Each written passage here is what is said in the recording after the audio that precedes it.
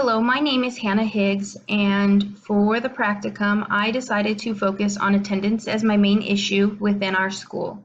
This has been an issue that my principal has been working very hard and diligently to try to fix. However, everything that we've tried so far, which we'll talk about later, has not worked. Due to these issues and due to the importance of attendance in students' education and their learning, I decided to take that on as my issue that I found within my school. If you know anything about my school, you would know that it's very poverty-ridden. We have a very high poverty rate within our school, and that does affect our attendance a lot. So there are 6 main reasons why kids seem to be missing school. The first one is that their child is not getting good grades. Now, their main idea would be to avoid the situation, especially when a child has a learning style that's different than what's being taught in the classroom. It makes it very difficult for that student to learn and to understand what's going on. And so due to this, they may be struggling in school, so their grades may be slacking. And this is causing a great deal of anxiety for that student. They don't want to attend school because they know they're struggling, they know they're failing, and they know they're going to be confronted about it, they know they're going to be worked with, they're falling behind. And so they will come up with everything in their power to not miss school. Due to those reasons, you have different services, after school tutoring, mentoring, different stuff like that to help with this situation. But it is something very big, and it's a large reason of why kids are missing school constantly. Another reason would be a child's being bullied at school.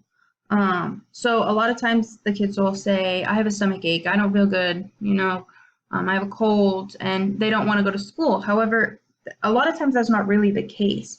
Instead, they're looking for ways to avoid school because they don't want to be in that bullying situation.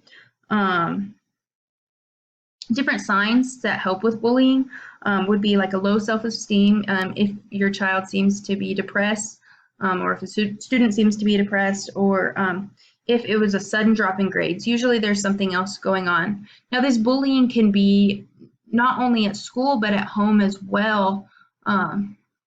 It could be from peers, it could be from adults, it could be from children. We just, you never know. And especially with all of the online access that children have today, you have cyberbullying. They could be making threats, spreading rumors, attacking somebody verbally or physically, or purposely just excluding them from the situation. And that's going to make a child very uncomfortable. And due to them being uncomfortable, they are not going to want to be in that environment. Even as adults, if there's an uncomfortable environment, we are going to try to remove ourselves from the situation. These students are doing the same thing. However, they're removing themselves from school, which is not good because it's vital for them to get an education and to grow as learners into our community. Another reason for children missing school a great deal would be being sick. Now, I'm not talking about when we were talking before about a stomach ache, and it's really not a stomach ache. These are incidents in which the child is actually sick. And a lot of times you can send your child with a runny nose to school. However, you have to ask the question, when is sick too sick? If your child's running a fever of 103, do you really think it's a good idea to send them to school, etc.? A lot of reasons for this would be health issues, whether it's lack of being able to go to the doctor, especially in low-income areas. If you do not have the correct insurance or health care, you may not be able to afford to go to the doctor and get the correct medication. Maybe your living situation is not up to standards and cleanliness that other houses may be. And all of those reasons and all the bacteria and all the germs and the exposure that the child will face will make them sick. And a lot of times, if you can't get that proper medication, you will continually be sick. And it will cause you to miss a lot of school because, you know, you are just not feeling well enough to attend. And most times, if you are a certain amount of sick, a school will send you home, but then you have chronic sicknesses, etc., that can take place, and it's going to cause you to miss a lot of school.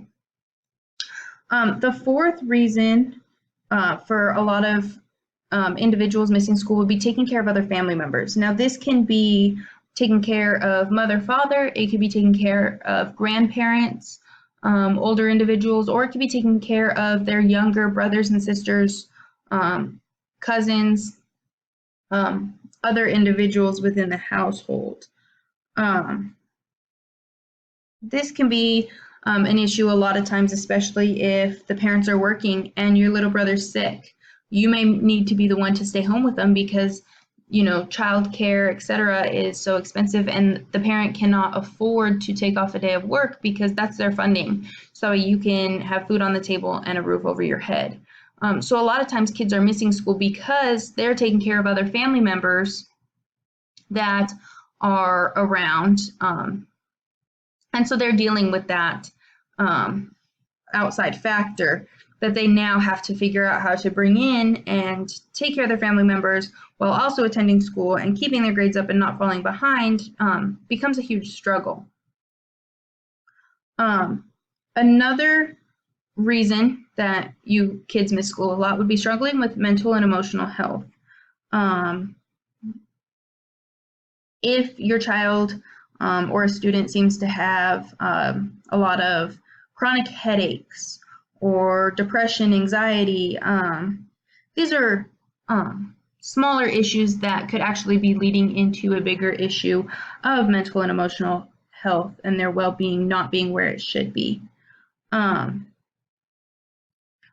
A lot of issues can cause a student to feel uncomfortable at school, such as that depression and social anxiety. And if they're not comfortable within the school and they're not comfortable within the classroom, they're going to struggle, especially with this mental and emotional health, which is making them harder for them to learn. So it's easier for them, in their opinion, to just stay out of school and not attend because that lessens their anxiety and their depression. Leaving the comfort of home can be hard for a lot of people, especially if they're dealing with traumatic life events. If there is a traumatic life event that happened or that maybe they're attending right now, it could cause a lot of problems. They could feel the anxiety, they could feel the depression, and they can ultimately not understand what to do with that mental, emotional feelings. And going to school, their focus is not going to be on their education. It's going to be elsewhere. So a lot of times they do miss school for those reasons because they don't have the coping strategies to make it through their school day. They don't have the coping strategies to deal with the anxiety that they're facing. And a lot of times there are a lot of emotional health individuals who can help with these situations, such as counselors, teachers, and other professionals. However, outside of the school, a lot of times these cost a great deal of money, and some insurances do not cover it. And so with money being an issue, especially in our area, our students could be struggling with this mental and emotional health, and they can't necessarily receive the proper help that they need. And then lastly, the last issue that I came up with was housing and food difficulties. And the instability was a big issue for why students were attending school. So when you're dealing with these housing challenges or struggling to feed your family, it's overwhelming. And it's hard to keep your child's attendance on track because maybe you have to move from place to place constantly. Maybe you are having them, do other things Maybe they're taking care of family members because you are staying with individuals because you don't have your own house, or you constantly are moving from rental house to rental house, etc.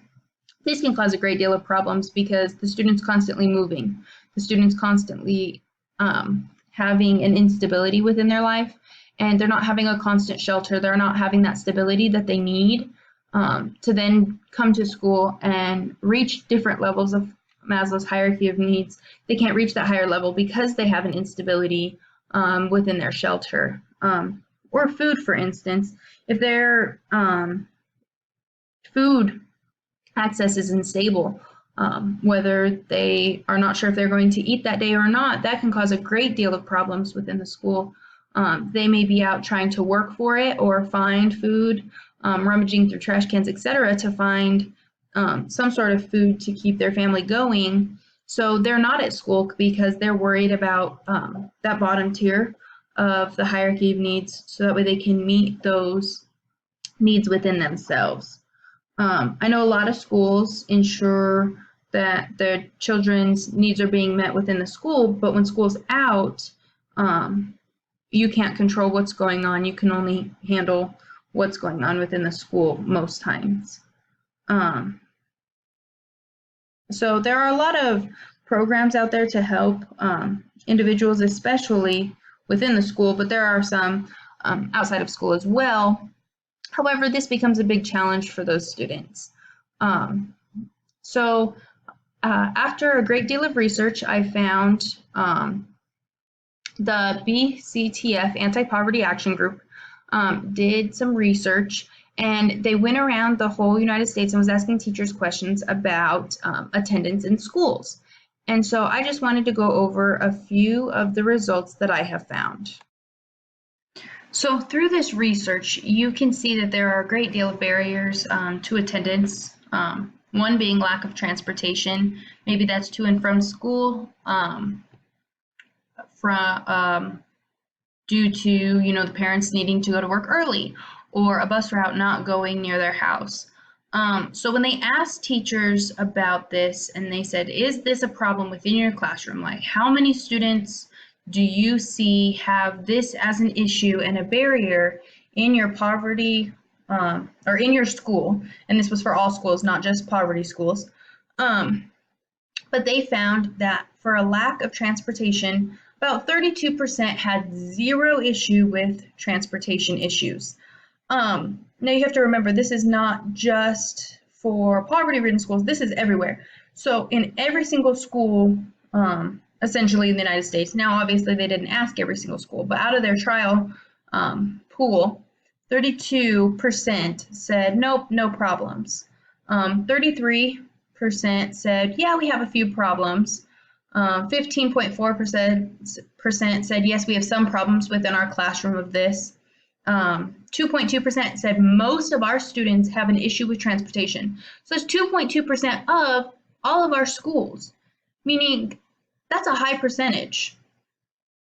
So out of 100 kids, 2 of them have issues with transportation of most of the kids in that classroom. So out of 100 classrooms, 2 classrooms had most of their students couldn't get to school. And all was 0.5. Now these don't seem like high numbers, but when you think about it and you think of this comparing all the schools, this causes, a great issue. Now 9% of the teachers said they had, no idea, and 7.3% of the teachers didn't have an answer for this, totaling, a total percentage of 100%. But only having 32% of classrooms have no issues with their students coming to school, that's a large issue, and it shows that transportation is a major factor of getting to school, especially in poverty-ridden areas. Which obviously, if we were just to measure poverty-ridden areas, these numbers would be a great deal higher, because we do know that these issues are high in poverty-ridden areas. Another thing were students staying home to look after siblings. So 38.3% said no, None of my students need to do this. But the rest of that percentage, so essentially 62% of students need at least some sort of looking after their siblings in one way or another, and that could be a reason to miss school. So out of all of the classrooms, approximately 61.7%, so rounded up to 62%, of classrooms have somebody who is staying home to look after siblings, and that's why they're missing school. Work schedule conflicting with school. So this could be in a variety of contexts. When in this article itself, which you can find in the reference section if you want to go look at it, it was talking about the students, especially from middle grades to high school grades, were missing school because they were actually attending work themselves. It wasn't their parents working and you couldn't go to school because your parents were at work. It was, oh, I have to go to work so I can make money, so you had to miss a day of school so you could attend your own job. And so 55.3% of the classrooms said no, this isn't an issue, but we still have almost half of the classes dealing with this from their students. Their students can't come to school because they're working on a job elsewhere so they can make a living and provide for not only themselves, but probably their family as well. And then another issue was parent illness or disability. So if your parent seems to be found ill, or if your parent has a disability, so you may need to stay home and take care of them. You may need to take them to doctor's appointments, anything like that. I found this shocking that only 27.8% said no, my students do not have a problem with this. Now you have to remember these were questions toward the teacher. This wasn't questions towards the students, so we know a precise number that actually this does occur. This was the teachers knew that this was occurring. And only 27.8% said, no, I do not have any problems with parent illness or disability within my classroom that's causing a barrier for my students. 35% said, yes, I have a few students. 16.6% said I have some students. 2.1% said most of my students are dealing with this. And 0.1% said all of my students. And it breaks my heart that we even have a percentage on the all. That you have all of your students dealing with this type of issue and barrier for their own attendance. 10.8% did not know, and 7.2% did not have an answer for this question. And then the last question that they went over is lack of a stable housing situation. Now, this is very broad. Now, it's not asking, are you homeless? This isn't asking, are you staying with other family members? It doesn't ask anything like this, but if it's lack of a stable housing situation. Now, this can be a broad variety of things, but as we talked about before on Maslow's hierarchy of needs, this needs to be met before their education can even pursue. And only 15.4% said none of my students are dealing with this. A great deal were found in a few of my students or some of my students with 32.3% or 25.8%. This also had the highest percentage of all, which is 2.2%. And then if you also notice, most of the teachers answered this question. Only 6.6% didn't know, and only 6.8% didn't answer, which is the lowest out of all of the other questions. So a lack of a stable housing situation seems in this chart and by the research by this BCTF is a huge issue for having attendance within the school. And you see that a great deal with poverty-ridden areas. They have a lack of stable housing situations, which can cause a great deal of issues. Now, I decided to take two different excerpts that I had found that I feel like just describe poverty itself within the school. Because to understand my school and to understand the issues that are being faced in my school and to understand the attendance issues in my school, you really have to understand attendance as a whole, but then you also have to look at the poverty issue itself, because that is where this attendance is striving from, is the poverty. It's not just students not wanting to come to school, it's our students are facing bigger problems than just attendance. They're facing all of these other issues. So this said it very well, that attendance problems often indicate negative parent attitudes towards school.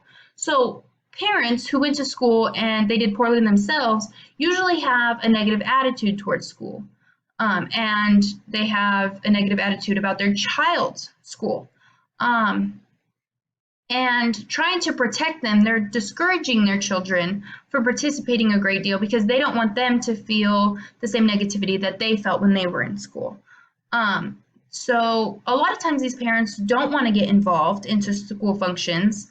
They don't really contact the school very often about academic concerns. They don't want to attend parent-teacher conferences. They really don't want to be a part of the school atmosphere and the school culture that is shaping their child's life. Poor children are also more likely than the well-off children are to attend poorly maintained schools with less qualified teachers, and their daycare facilities, if available at all, are less adequate. So in a book I just read for my strategic operations class, it does talk about even if schools are in the same district, they can all be in the same district with the same school board, and the poverty-ridden areas will get less funding and they will get less access to resources than other schools within that district. So these poverty-ridden schools not only are dealing with the poverty from the outside world, but the poverty within their own school because their funding is not matching the other schools that are also in that district. And then low achieving high school students reports a sense of alienation from their schools. So this is a lot about relationship building, especially in poverty-ridden schools.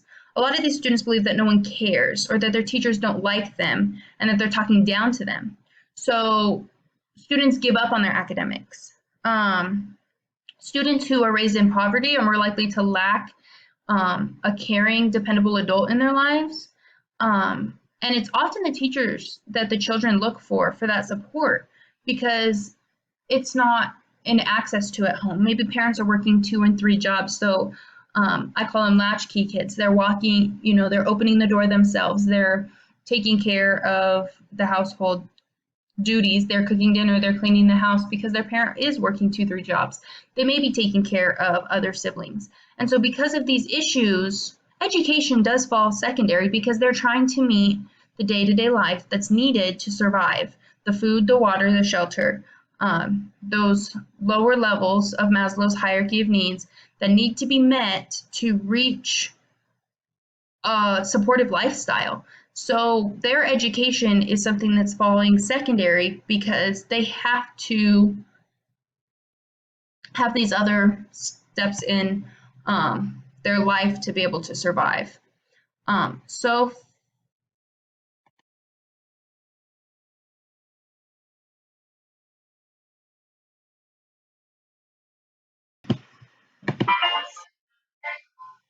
Each day in the United States, over 12.9 million students attend school that are in poverty.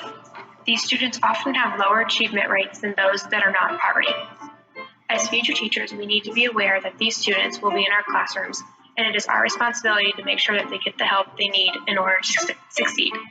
One of the consequences of the recession that you don't hear much about is the record number of children descending into poverty.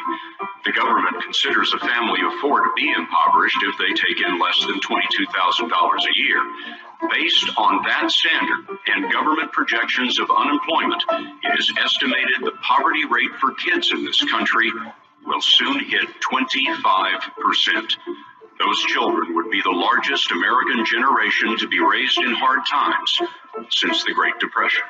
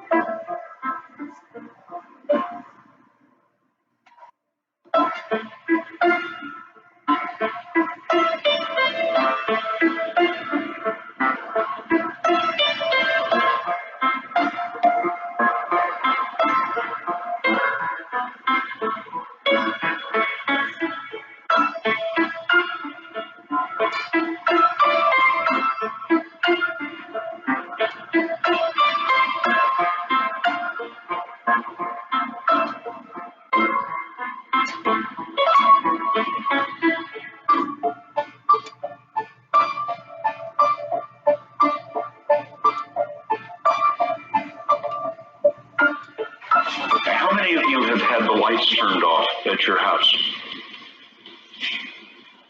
How do you study when you don't have the lights on at home? We have emergency flashlights, and I usually have to use them. I'll just light candles and sit around in a circle of candles. Candles? Yes, ma'am.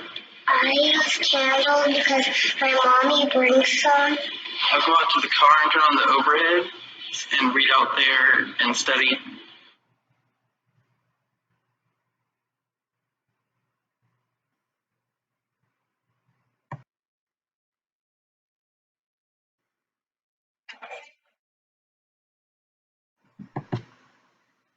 So just in that short little clip, you can see the issues with the poverty in school. And I actually looked up that 60 Minutes episode and watched it in great detail, and I would highly recommend it. It gives a great deal of detail to the poverty in school, as well as the issues that do occur within our schools. So I feel like it is vital, if you want to know more about poverty in schools and what we can do. That 60-minute episode is great. So now that we've talked about the poverty in schools and the issue that it causes with attendance, I'd really like to look at my school in particular at Columbian Elementary, and look at our economics. So that way I did this so I could pinpoint some of the issues that we're facing as a school, not just in poverty, but about our school itself. So I could come up with maybe a few ideas to increase our attendance. So for our economics personally, just within our school, we have the highest poverty rate in all of Pueblo City schools. If you look at the whole district, all of the 4 high schools, all of the elementary schools, all of our middle schools, we have the highest poverty rate in our building. 97% of our students qualify for free lunches. That's not even free and reduced lunches. That's just free lunches. And we have a 25% mobility rate. Now, to learn more about that, that's students coming in and out of the school, whether they're moving, whether they're transferring in and then transferring out of our school. We have a 25% mobility rate. A large average of our students living in a home without a mother or father was huge. A lot of our students are living with grandma, grandpa, living in a foster home, living with aunt and uncle. They don't have either parent in the household with them. When I talked to my principal, we could not find the exact percentage, but she said it was approximately 50% of our students are living in a home that does not have mother or father in it. And this shocked me. A homeless population of our students annually is between 7 and 10%. So every year, between 7 and 10% of our students are homeless, whether they're jumping from household to household or staying on the streets at night, whatever they're doing to make ends meet. 7 to 10% of our students are facing this challenge. And then looking at our parents of our students, a lot of them are incarcerated, whether they have one parent incarcerated or both. A lot of those issues are found within our school. So when teaching these children and when trying to give them the best education we can, we need to take into all of these other factors: the poverty rate, the free lunches, the constant moving, the lack of parental involvement within the household, homelessness, and the incarceration. Our students are dealing with a great deal more than just academics.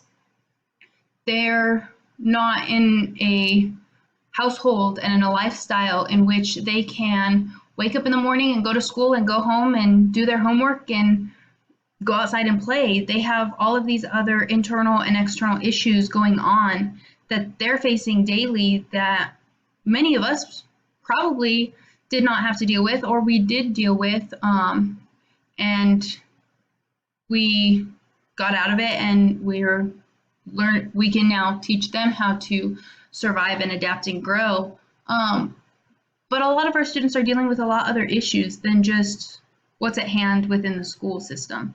And I think that's very important to acknowledge and to know when looking at these economics of what we need to do. as teachers. So based on these, I then sat down with Mrs. Montoya and had a strenuous interview and looked at data for a few hours. And so what have we done within the school already? There is an announcement daily at the end of the day if your class has perfect attendance for that day. It's announced every single day. If you have perfect attendance in the afternoon, your class is brought up on the announcements, which is great.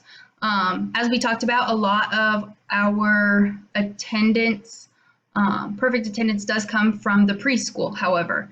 Not very often do you see perfect attendance in any of the upper grades.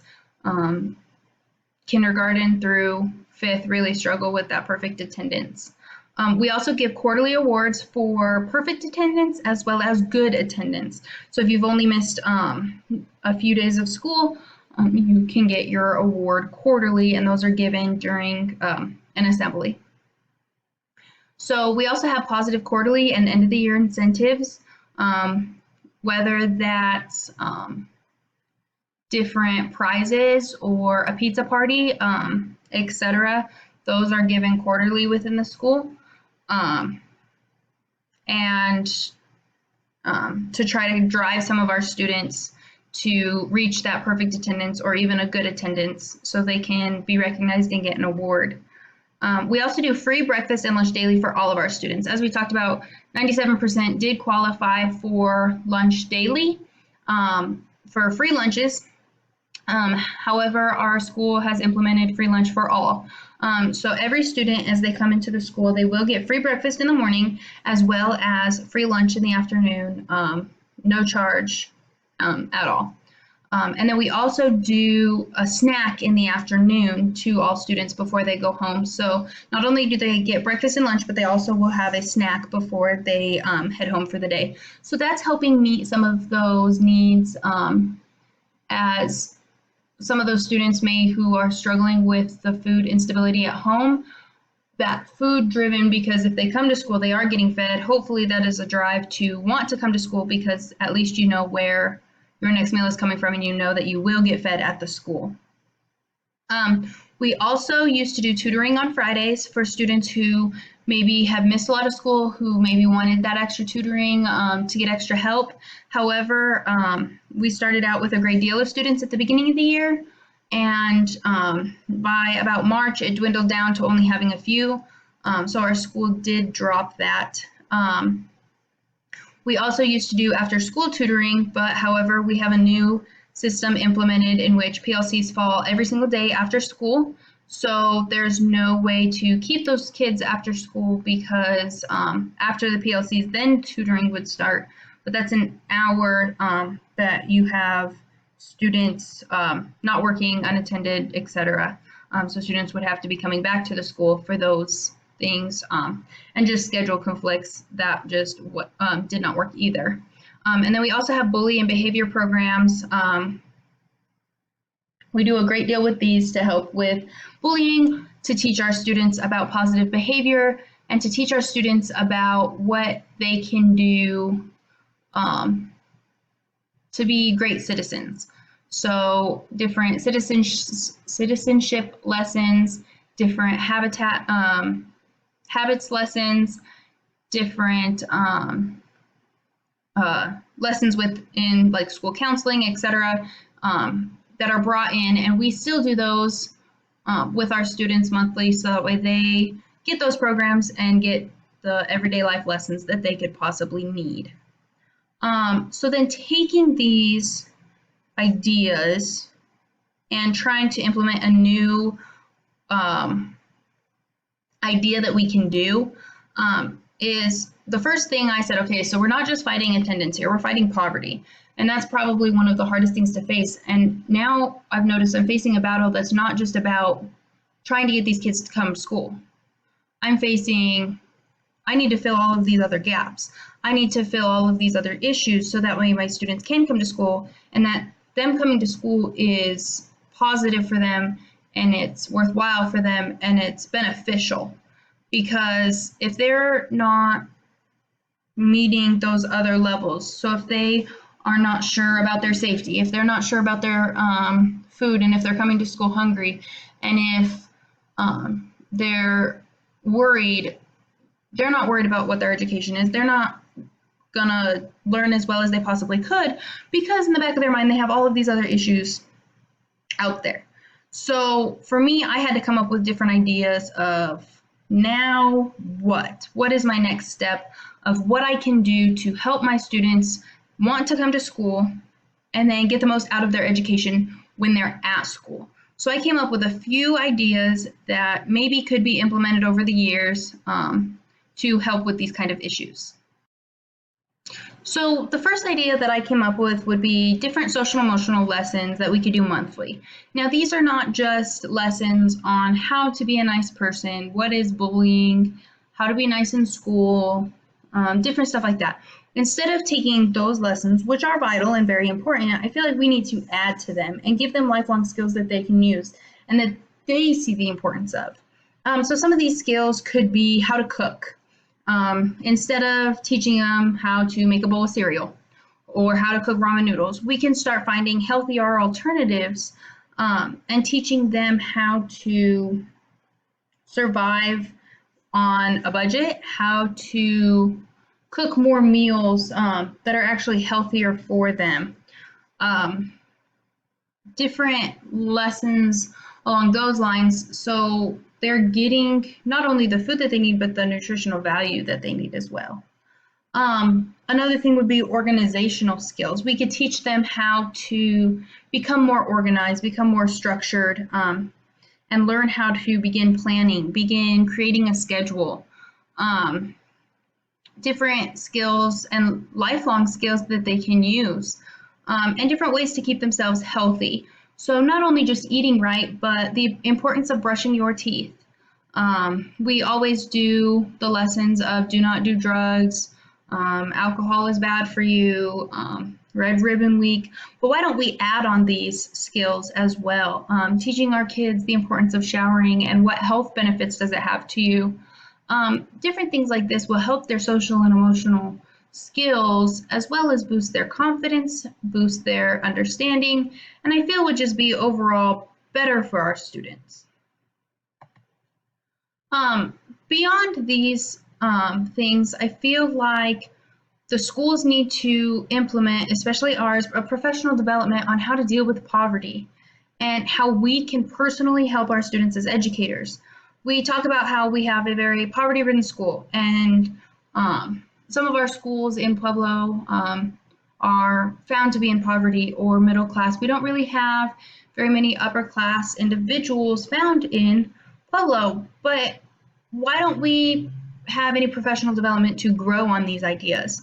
We learn how to use the curriculum over and over, and we learn how to teach in a hands-on approach. But what can we do to help our students understand those different ways and to help them learn farther? And I feel like that professional development out there, if we can bring some of those lessons in to help us understand our students a little bit better, help us understand poverty a little bit better, and help us understand what our students are going through and how we as educators can help them, I feel is key to helping our students. And then next, I would say to change the school culture from pity to empathy. And I feel like this comes with our professional development. We learn about our students who are struggling and who are living in poverty, and we feel sorry for them, and we just want to help them. But a lot of times it becomes where we are lowering our expectations for our students. And I found this video, and I really like this lady who talks. She has a lot of TED Talks. And it talks about just not lowering our expectations for students. And so I'd really like to take a look at that. And if you work with middle school students or high school students, you hear things like I cannot believe how many times I can ask in the middle of one sentence, it works like that. And when you talk that way, there's a tendency to try to write that way. Well, if you don't know both casual and formal register, it buys you trouble. we have begun now in the educational arena to do something we have thought not a good thing to do, and that's to emphasize formal registry. At one point, teachers were told, oh, don't say anything. It'll lower the kids' self-esteem if we correct their grammar and insist upon them using good words. Well, that's crap. That was casual register. I'm going to tell you two stories and you can see the difference. I'll tell you one in casual register. It's a story about a little boy on Ritalin, and you have to help me out. Are you ready? Do you know Miss Johnson came over to our house last night at 3 o'clock in the morning? Yes, she did. At 3 o'clock in the morning. And guess what she wanted? She wanted to borrow my mama's car. That's what my mama said. My mama said, you borrow sugar, but you do not borrow a car. And so she just stayed and stayed. Miss Johnson just stayed. And my mother had to get up early because my daddy works at the Metro. Your daddy work at the Metro? My daddy works at the Metro, and he got my mama that car at the credit union because, you know, you can get good deals at the credit union if your daddy worked for the Metro. So he got my mama a 1995 Chrysler Suburban or something like that. But anyway, my mama really likes her car, so that's why she wouldn't let Miss Johnson borrow. But Miss Johnson didn't go home after my mama said she couldn't borrow a car. She just stayed and stayed. And since my daddy had to go to the Metro at 4:30, she said it was okay. But when she was still there when the Today Show came on, my mother was kind of tired, and she only gets to stay home on Wednesdays because Wednesdays is when she watches Young and the Restless. You watch Young and the Restless? My mama said, how many times can Victor marry Nikki?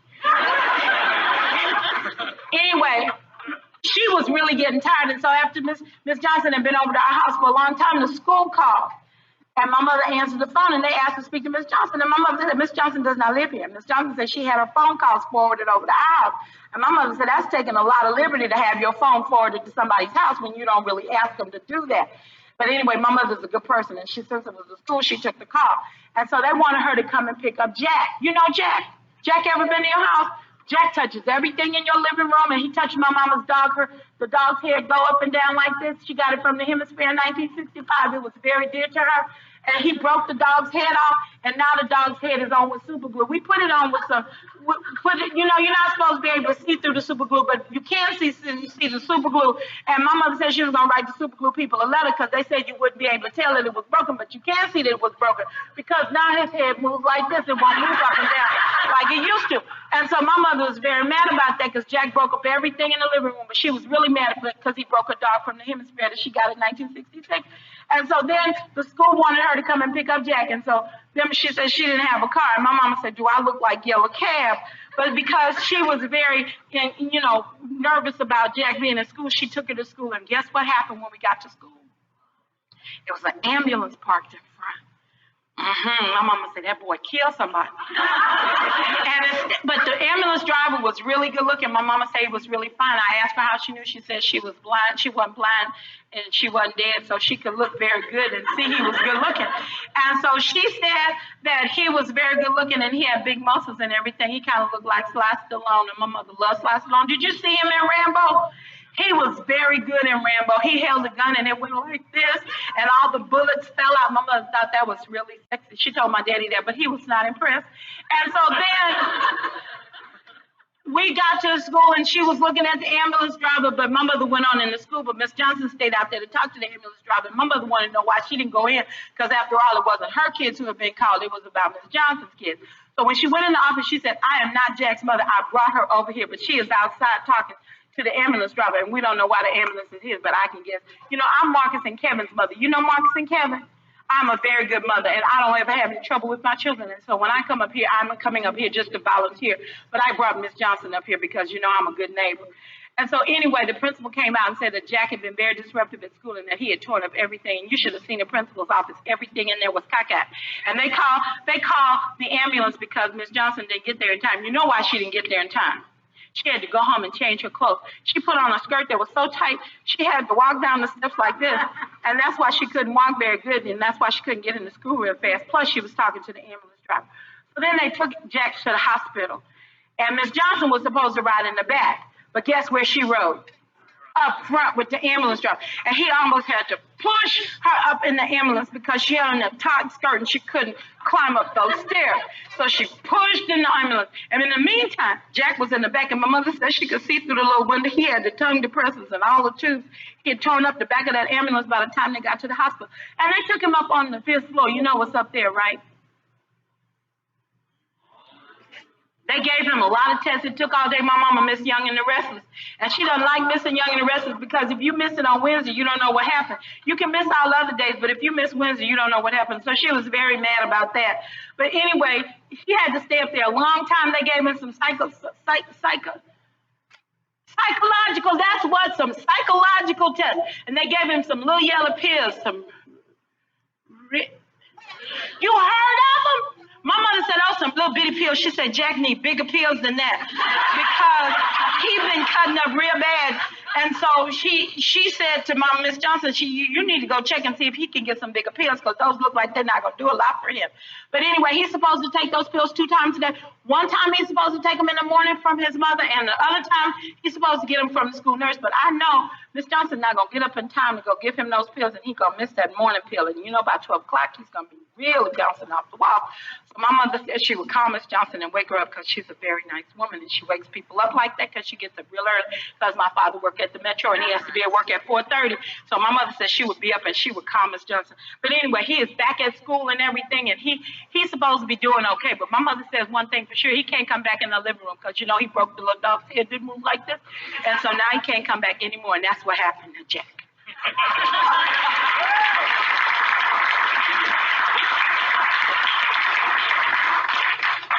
Now, what was the beginning of that story? You don't know. What was the plot? What was the ending? See, in formal register, there must be a beginning, a middle, and an end. If you're going to write in formal register, it has to flow. It has to go that way. Here's the same story in formal structure. Mrs. Johnson visited her neighbor early this morning in order to borrow her vehicle. Unfortunately, the neighbor was not willing to part with the vehicle, but she stayed to visit anyway.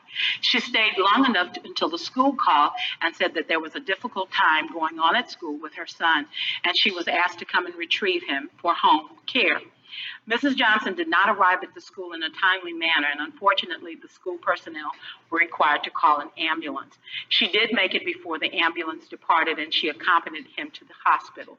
After thorough psychological evaluation, it was determined that her son be placed on Ritalin, 5 milligrams to be administered in the morning at home, another 5 milligrams to be administered at noon by the school nurse. After 6 weeks, Jack's prognosis is excellent. He has not had any outbursts that could not be contained at the school level. Same story. Which one did you like best? The first one. You know why? Casual register is entertaining. It's akin to gossip. You know, and you know when I went, guess what happened? You went, what? And then that leads to another thing, and then what? And yeah, and oh wow. But it's very difficult to write it. It's fun to speak in it. Tough to write in it. And we all use both of them. The only problem occurs is when you can only use one. Can you see the need for it? Absolutely. Can you see why we must incorporate formal register in school if we want to get better academic performance from our kids? Absolutely. So based on this, I found that it was very important as educators to move past the expectations of lowering expectations because our students can't do it or because they're struggling with enough at home. We still need to push them to reach that formal register, and that was just one example. But I really liked how she discussed about lowering expectations. We can't lower our expectations for our students. We have to keep our expectations high as educators and push them in a way that they still need to do that. And so they can reach their goals and so they can essentially succeed as citizens. And lastly, I think just to be that teacher, be the teacher that our students want to come to, be the teacher to help our students, be the teacher that makes the students want to learn. So I have 2 clips here. One is shorter, one's a little bit longer. Of the same teacher, and she's just an outstanding teacher in a poverty-ridden area, and she just teaches her students so well.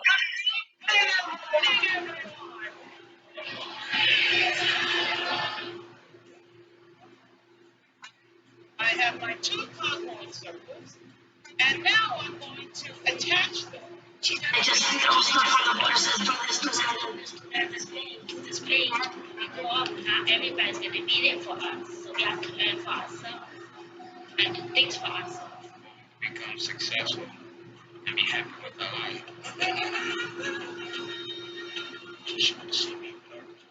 So I become somebody. So I become myself. Yeah, that becomes something like. Every class is gifted and talented. I truly believe that they can be anything they want to be, but they have to prove and they need people that they can do anything. And that's why I'm here.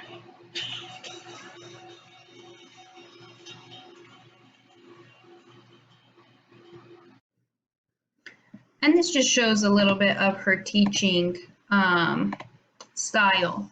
She likes to be very hands-on. She likes to give her students the ability to learn and grow instead of just reading out of a textbook or following step by step out of a book. Like anymore, some people expect us teachers to teach that way, and it's not going to teach our students, especially who are living in these poverty-ridden areas. And beyond this, lastly, different attendance competitions. I wanted to come up with some monthly incentives for students. And instead of doing a quarterly or a monthly goal, or a quarterly goal for perfect attendance, or a yearly goal, I thought, what about just monthly? Because once a student misses a day of school, they're going to give up. They're going to, okay, well, I'm already out for perfect attendance, so why keep trying? And I thought if we did a monthly incentive for students, and you just kept track of that 1 month at a time, students might be more apt to try because it's in shorter periods, and they would like an incentive. They'd like that award.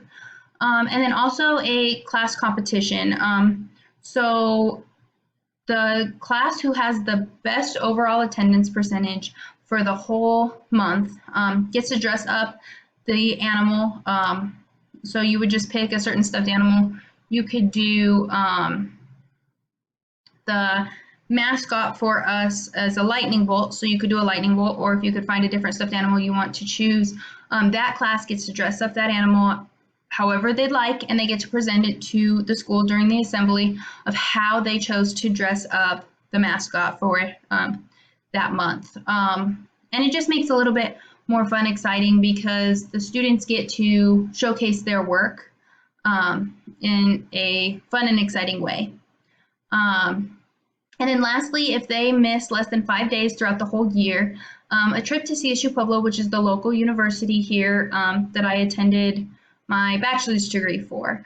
I work very closely with the education department, and I've already completed this once, not for attendance, but a school was able to come to the college and they were able to go see different facilities, such as going to see different organizations on campus, going to see different classes, different professors, and get to experience what college life is like. And that's kind of killing two birds with one stone, because students will be able to see how important and how fun higher education can be to help them out of poverty, if that's a choice and a route that they wish to choose. But it would be implementing kind of a drive for the students to want to compete with. So overall, I think this was a great experience for me to look at the different attendance incentives, and I'd like to really implement some of these coming this next year.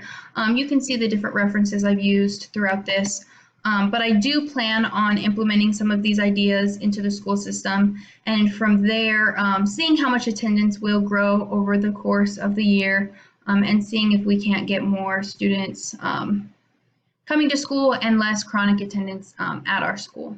So thank you.